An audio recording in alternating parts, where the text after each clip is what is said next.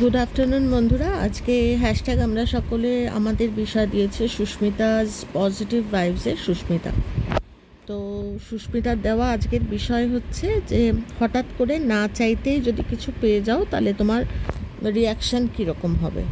আর আরেকটা হচ্ছে যে মাঝে মাঝে ডিব্বাগুলো খালি করার প্রয়োজন, বেশ ধুয়ে মুছে ডিব্বাগুলো খালি করা। তো প্রথমটা যদি বলি যে না চাইতেই কিছু পাওয়ার, না চাইতে খুব একটা কিছু ভাবছিলাম আমি যে না চাইতে কিছু চাইলেই কিছু পাই না, চাই না যদিও খুব একটা, কিন্তু হ্যাঁ ভিতরে তো ডিজায়ার থাকেই। তো না চাইতে চেয়েও পাই না, সেখানে না চাইতে পাওয়া হ্যাঁ হয়নি যে তা না, প্রোটেকশন এসছে, কিন্তু সেক্ষেত্রে ভাবছিলাম আমি চেয়েছি, কিন্তু মানে আমি চেয়েছি প্রোটেকশন, তারপর পেয়েছি। মানে সেই সিসিমার কথা মনে পড়ে গেল, এটা যে চাইতে হয়, চাইতে জানতে হয়। তো না চাইলে পাওয়া বলতে পিছনে চাওয়া, মানে আমি আমার ক্ষেত্রে বলছি, একেবারে না চাইতে কিন্তু হয়নি, মানে আমার সচেতনভাবে চাওয়ার থেকেই ম্যাটেরিয়াল জিনিস না হলেও প্রোটেকশন বা যদি কিছু চেয়ে থাকি, সেটা যদি পেয়ে থাকি তাহলে আমার রিয়াকশান একটাই হয়, মানে আমার ক্ষেত্রে সেটা হচ্ছে আমি ওই কী করে বোঝাই, মানে ওই মাথায় দুটো শিং না গজায় বা একটা ল্যাজ না গজায় যে আমি সবসময় চাইলেই পাই বা আমি তো না চাইতেই পেয়ে যাই। এগুলো তো বারচোর একদম মানে অ্যাগেনস্টে, মানে একদম আধারমা। তো আমি তোমাদের সবসময় বলি যে আমি এইগুলো খুব পার্টিকুলারলি ভেবে চিন্তা, আজকে নয়, বহু শিশু বয়স থেকেই মানে আমি আমার জীবনটাকে ওভাবেই দেখি। আর এখন তো বুড়ো হয়ে গেলাম, এখন যখন 2 আর 2 4 করি, যে পুরোনো দিনে তো কেউ শেখায়নি, তখনও কীভাবে এরকম আসলে ওই লাইফ আফটার লাইফ হয়তো একই জিনিস করতে করতে যা হয় মানুষের।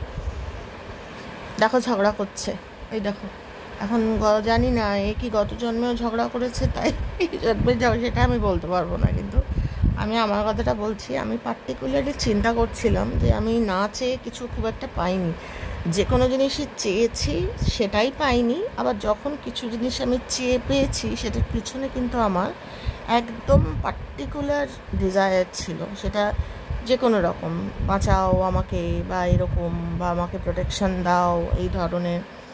এরকম আমার জীবনে প্রচুর হয়েছে, এমন বিপদে পড়েছি, তোমাদের গল্পও করেছি যে তখন মায়ের নাম করা ছাড়া কিছু গতি হয়নি। যাই হোক, পরবর্তীকালে কজ শিখেছি, কজ করতে করতে করতে করতে ওই জমিয়ে রাখা, যখন থাকুক না করুক দরকার হলে সেই কজ খরচা করে এফেক্ট পাওয়ার একটা, তো সবটাই ওটা বলতে গিয়ে আমার ওটাই মনে হলো না চাইতে খুব একটা না, আমি চেয়ে পেয়েছি, মানে পার্টিকুলার স্পেসিফিক চাওয়া সেটা পেয়েছি, এবং সেটার রিফ্লেকশন বা সেটার রিয়াকশান হয়েছে এরম বাবারে আমি না চাইতেই পেয়ে যাই, বা আমি তো একটু প্রার্থনা করলেই পেয়ে যাই।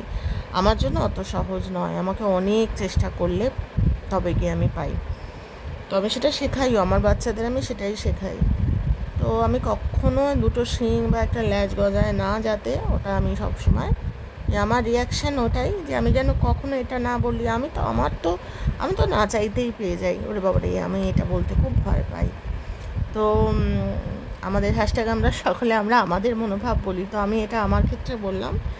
আর দ্বিতীয়টা হচ্ছে যে পুরনো ডিব্বা খালি করা, একদম সত্যি কথা সুস্মিতা, খুব সত্যি কথা, পুরনো ডিব্বাগুলো খালি করা খুব প্রয়োজন, না হলে ভীষণ মুশকিল হয়। মানে একই সেই হলুদের ডিব্বা ব্যবহার করতে করতে আবার কখনো কখনো একটুখানি কুঁড়েমি অলসতার জন্য হয়তো একটু দেরি হয়ে গেল, সেরকমও হয়। সঙ্গে সঙ্গে নিজেকে কানেক্ট করি যে না, অনেক দিন হয়ে গেছে, এবার এগুলোকে আর রাখা যাবে না, এগুলোকে পরিষ্কার করে নামিয়ে দিতে হবে, পরিষ্কার করে আবার নতুন জিনিস ঢালো। তো সেরকম রান্নাঘরের ক্ষেত্রে তো হয়ই, জীবনের মানে এমনি ক্ষেত্রেও হয়, আলমারির পুরনো জামা কাপড় খালি না করলে নতুন জিনিস ঢোকানো যায় না, জীবনের ক্ষেত্রেও ঠিক তাই। পুরনো জমে থাকা ঘটনা, পুরনো জমে থাকা, খালি কি সবসময় কি করতে পারি?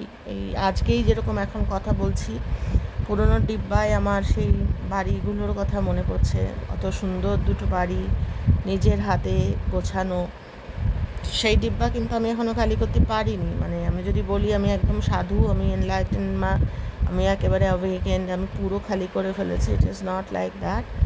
ডিব্বা খালি করা প্রয়োজন জানি, ওই মাঝে মাঝে একটু বলছি না যে এমনি রান্নাঘরের ক্ষেত্রেও মাঝে মাঝে একটুখানি দেরি হয়, আবার এক্ষেত্রেও। তবে হ্যাঁ, ওই আইডেন্টিফাই করে নিয়েছি যে ডিব্বা যেন তেন প্রকারান আমাকে খালি করতেই হবে, সেইটা শিখে গেছি।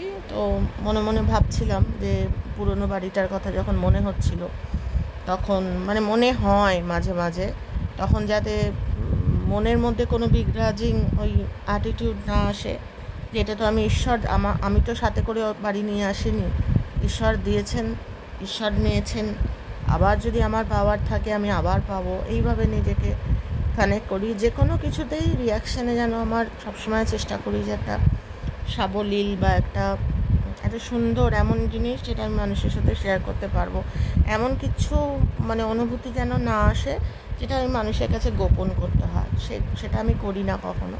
তো সেইভাবে ডাব্বাগুলোকে পরিষ্কার রাখার চেষ্টা করি।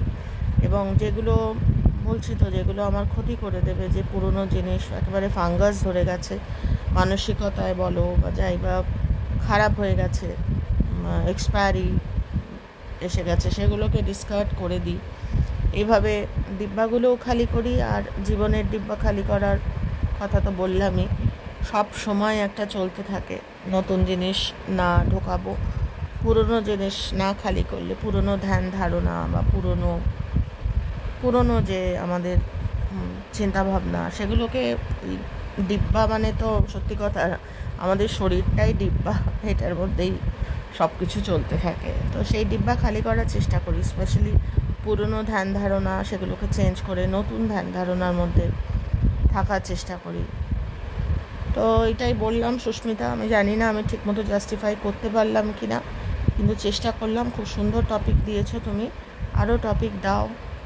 আর সবাইকেই অনুরোধ রইল হ্যাশট্যাগ আমরা সকলে এরকম সুন্দর সুন্দর টপিক দেওয়ার জন্য, যাতে আলোচনা করলে একটা ভালো ভাইবস চতুর্দিকে ছড়িয়ে পড়ে।